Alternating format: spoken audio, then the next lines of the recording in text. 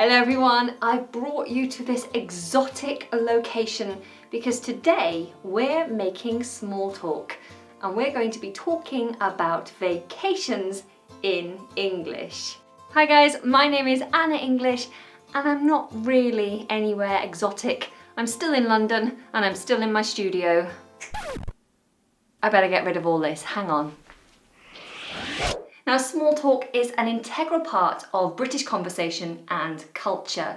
Small talk is basically light and polite conversation. The problem is some people just don't know how to make small talk. So I'm going to teach you.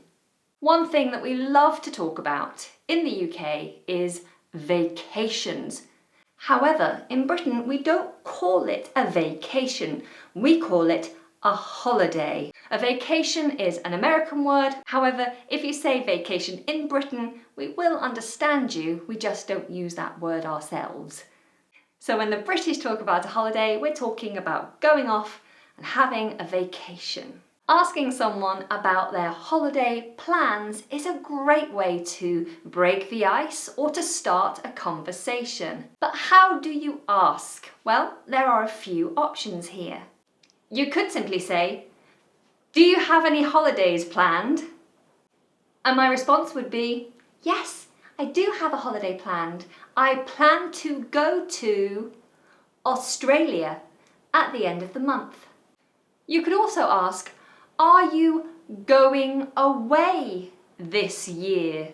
Or, "Are you going away this summer?" To which you'd respond, "Yes, I am going away next week." Or you could ask, "Are you heading off anywhere nice this summer?" Heading off. There's an interesting phrasal verb. Heading off means to go somewhere. I'm headed in a certain direction. So I could say, "I'm just heading off to work. Sorry, bye." So when talking about vacations, I'd say, "Are you heading off anywhere nice this summer?" "Yes, I'm heading off to Germany in a month." Now, talking about your holiday, I want to discuss how we use prepositions briefly. When mentioning the location, we're going to say to. I'm going to. We're headed to. I'm off to. I'm off to Australia. I'm headed to India. I'm going to Argentina. When telling someone when you're going, you might say in and then a certain length of time. I'm going to India in 4 weeks. I'm going to South Africa in a month. I'm going to Russia in 2 days. If you want to say end of the month or beginning of the month, then we use at. I'm going to Russia at the end of the month. I'm going to Poland at the beginning of September. However, if we're being specific about a date when you will travel, then you're going to say on. I'm going to Poland on the 4th of September. I'll be visiting Germany on the 2nd of December. I'm going to Scotland on Monday. Finally, when talking about how long your holiday will last, we use for. I'm going to Germany for a week. I'll be going to New York for 5 days. Okay, so I am going to Portugal in 2 days, specifically on the 6th of August, I don't know what day it is today, for 19 days. All right, let's move on. Once you've established that a holiday is happening, there are some more questions that you may ask. For example, you could ask, "Oh, who are you flying with?" For some reason, us Brits are obsessed with airlines, usually because we like to complain about airlines. So we'll often ask who someone is flying with so that we can go on and tell them our horror stories when flying with that company. Or to say, "That's a fantastic airline. They were brilliant when I flew with them." You could ask them, "Have you been there before?" This is a great open question which stimulates more conversation. If I say, "Yes, I've been there before," then you could say, "What was your experience?" You obviously like it. What do you like so much about it? And so on.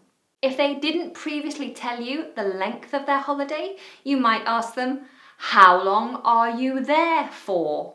How long are you there for? To which they'd respond, 2 weeks, 4 weeks, a few days.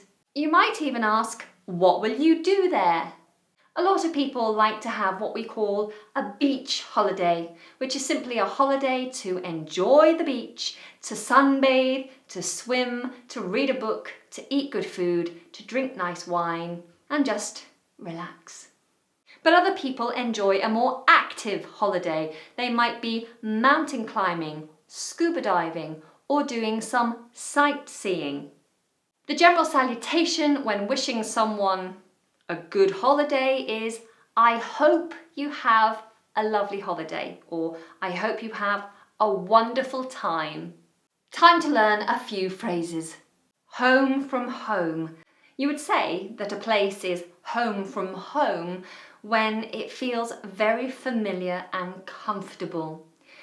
Perhaps you visit the same resort every year, you know the owners, you know the area, you feel very happy there, just like being at home. You'd say, this is just a home from home. Now, if your holiday is in a remote location, there's not much around, just meadows and mountains perhaps, then you'd say, it's in the middle of nowhere. And for some people, that's just perfect. You may also say it's a bit off the beaten track. Now, the beaten track is the track that all the tourists beat with their feet.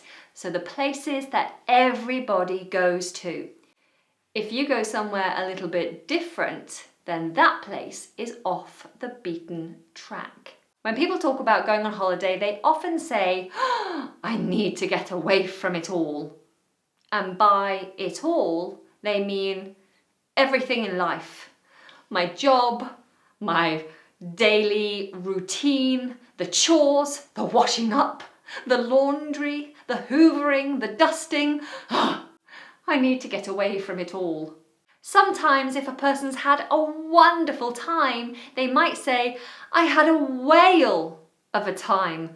Now, a whale is a huge animal, and so to say I had a whale of a time means you had a big good time. Lots of good times. You had a whale of a time. Now, if you're going off the beaten track and you're planning to climb a mountain perhaps, or do some general travelling, then you might be advised to travel light. Travelling light refers to how much luggage you take with you. If someone tells you to travel light, they mean don't take very much. You want to be light in weight when you have all of your luggage with you. Perhaps you're just going to take a backpack with a few bits and bobs. If you're going on holiday to feel better, then you could say that your holiday is just what the doctor ordered. Now, this is a metaphorical phrase. Nobody's been to see the doctor and the doctor hasn't said anything about taking a holiday. We just use this phrase to say, if I have a holiday, it will make me feel better. It's just what the doctor ordered. It's just what the doctor ordered. I feel so much better. And generally, people say that having a holiday helps them to recharge their batteries, because when they left, they felt drained and tired and exhausted, especially if you have a baby and you get no sleep. But having a holiday means you can rest and relax and recharge, so when you come back, you're full of energy. And some people are lucky enough to have a holiday of a lifetime. A holiday of a lifetime is the kind of holiday that you have just once in your life. Perhaps it's a big trip to Australia, or a holiday to go diving in the Galapagos Islands. Wow, a holiday of a lifetime. Tell me about your holiday of a lifetime, or the holiday of a lifetime that you want, down in the comments. Okay, before we finish, a little bit of additional vocabulary. Okay, when traveling, you need somewhere to stay. If you're young, backpacking, traveling on a budget, then you may stay at a hostel.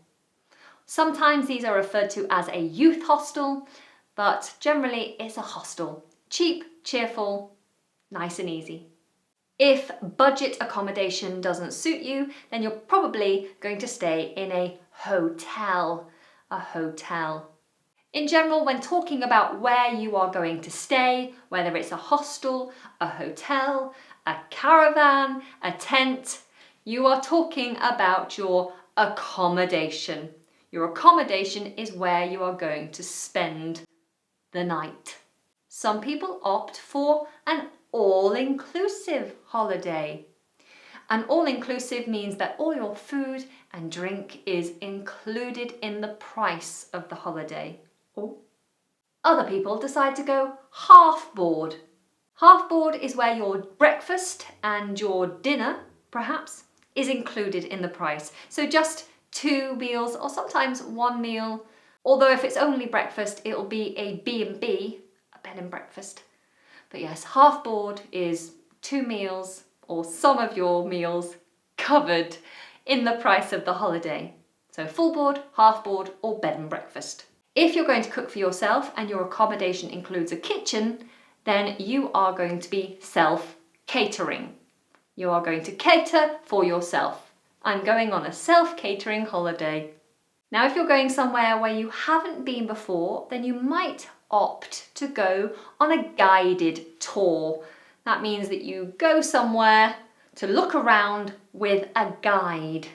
So a guided tour of Lisbon, for example, or a guided tour of Buckingham Palace. Oh, meet the Queen.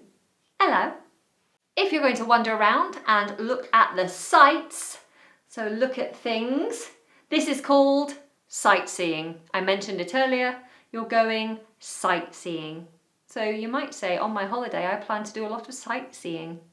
And I imagine that you'll be sightseeing the tourist attractions.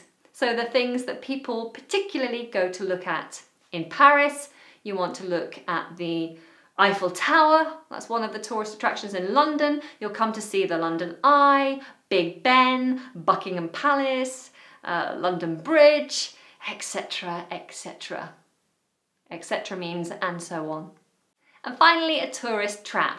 A tourist trap is not really a trap, it just talks about an area that brings in the tourists and they generally stay in that area. It's a tourist trap. The centre of London is a tourist trap. Leicester Square is a bit of a tourist trap.